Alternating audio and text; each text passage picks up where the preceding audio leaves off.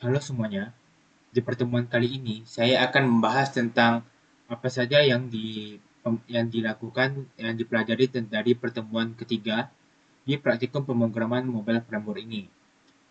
Di sini saya akan menjelaskan beberapa laporan-laporan yang dari bab 1 sampai bab 2 terkait dengan perkenalan topik yaitu tentang file binding, intent, dan resource yang akan digunakan pada Android Studio nantinya. Nah, apa sih tujuan utama dari praktikum ini? Menurut saya, dari praktikum ini adalah cuman untuk mengenalkan kepada kita bagaimana mengefisienkan kode program agar tidak menginisialisasi satu persatu variabel yang kita gunakan. Karena pada pertemuan kemarin, kita itu menginisialisasi kembali untuk variabel atau value-nya yang akan kita gunakan itu secara satu persatu secara manual.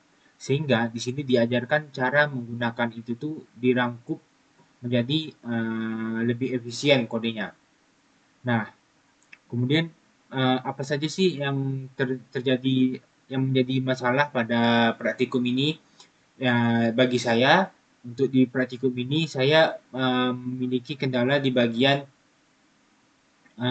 setting untuk setiap tampilan UI karena itu menyangkut untuk menyambungkan beberapa constraint dengan variable dengan uh, bagian satu dengan bagian lainnya, kemudian bagian resource yang sudah kita sediakan itu kita panggil juga, itu tidak bisa typo karena kalau typo itu tidak bisa terpanggil atau error.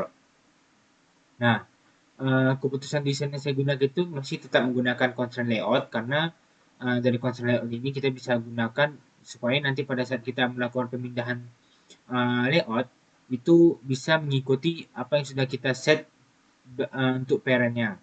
Nah, kemudian untuk bagian error uh, yang saya alami selama saya mengerjakan latihan atau mengerjakan modul itu lebih banyak mengalami kendala error di bagian file binding yang dimana pada saat saya menggunakan file binding ini di bagian activity-nya, contoh di bagian login activity, itu file binding saya mengalami error. Nah, ternyata pas saya coba-coba otak-atik, uh, saya lupa bagian stepnya untuk memasukkan file binding dengan nilai true di bagian Gradle status. Nah, contohnya di bagian Gradle ini. Nah, di sini kan bagian Gradle scriptnya itu ada dua, Gradle KTS yang dengan project, dengan ada KTS yang modul. Nah, di bagian modul kita akan mengubah sedikit atau menambahkan sedikit di bagian Android-nya, yang dimana kita menambahkan untuk build features untuk file bindingnya itu adalah sama dengan true. Sehingga pada saat nanti kita masukkan ini dan kita sinkronkan, jika sudah berhasil, maka nanti semua file binding akan kita set di bagian, contoh di bagian ini, dashboard, itu file bindingnya bisa kita gunakan. Nah, begitu juga dengan yang lainnya.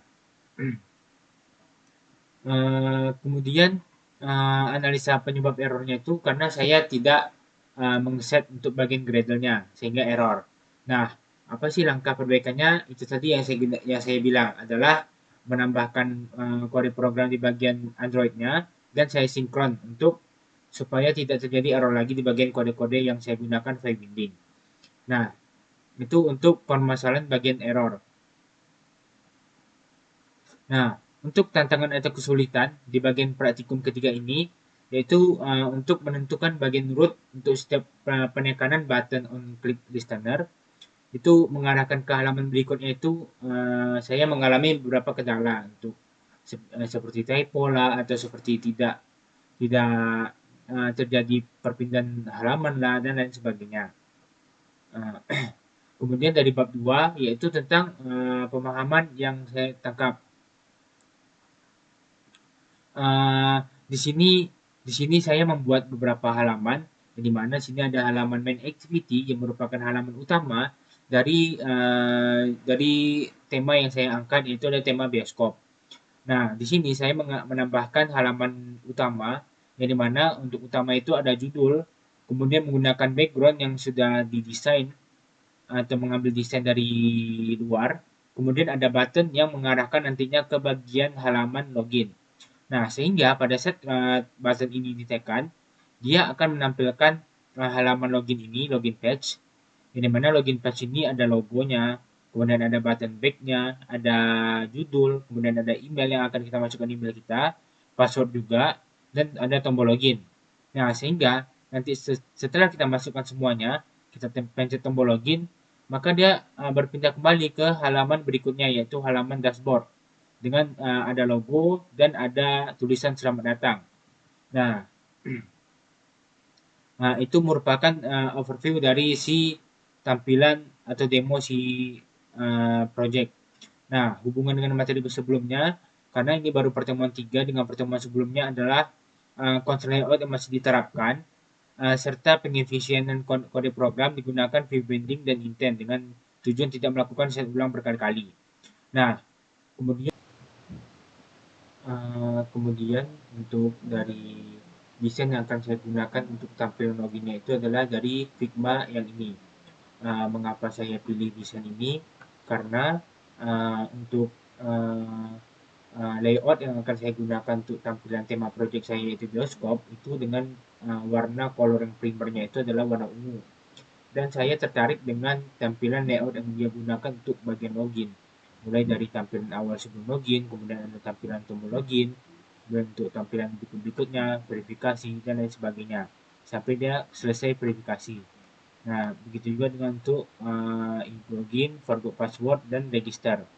Nah, mungkin itu alasan saya memilih untuk tampilan ini dan saya terapkan dan saya modifikasi dari tampilan bioskop saya. Dan saya akan menjelaskan untuk pembagian demo implementasinya. Di sini saya mengeset untuk bagian pertemuan 3 ini ada dua, yaitu ada dashboard page, ada login page, yang dimana login page ini nanti akan memanggilkan klik listenernya itu untuk forget password, kemudian untuk tombol login, di mana dia mengeset tombol email dan password.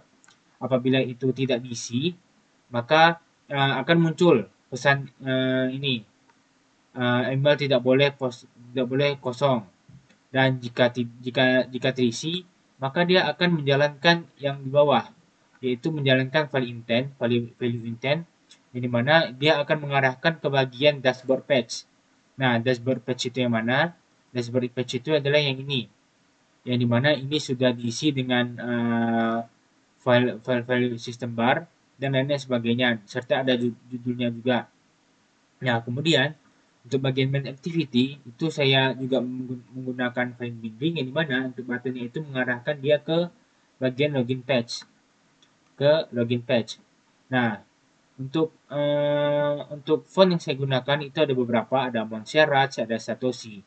Nah, untuk logo ada background, ada logo centang, dan ada logo Big Siwan-nya. Nah, kemudian untuk bagian activity, bagian dashboard itu berisi logo, judul, dan untuk bagian login page itu ada beberapa yang sudah di set seperti warnanya, ukuran size fontnya, untuk font family-nya, dan untuk isi teksnya. Kemudian untuk ID dari step-step masing-masingnya itu sudah saya set dengan yang sudah saya tetapkan di bagian folder resume resource. Nah, kemudian pada bagian implementasi, ini tampilan awalnya, yaitu welcome to Big Swan. Kemudian kita tekan untuk bagian button masuk aplikasi. Nah, maka dia akan langsung bagian sini. Nah, ini bisa untuk backnya akan kembali ke sini lagi. Dan jika kita login tanpa kita isi, maka dia akan muncul pesan email yang password tidak boleh kosong. Kita harus isi dulu. Isi, kemudian kita isi ini juga. Dan setelah kita isi, maka dia mengarahkan kita bagian tampilan dashboard. Dan juga ini ada untuk forget password, tapi belum ada fitur yang kita gunakan.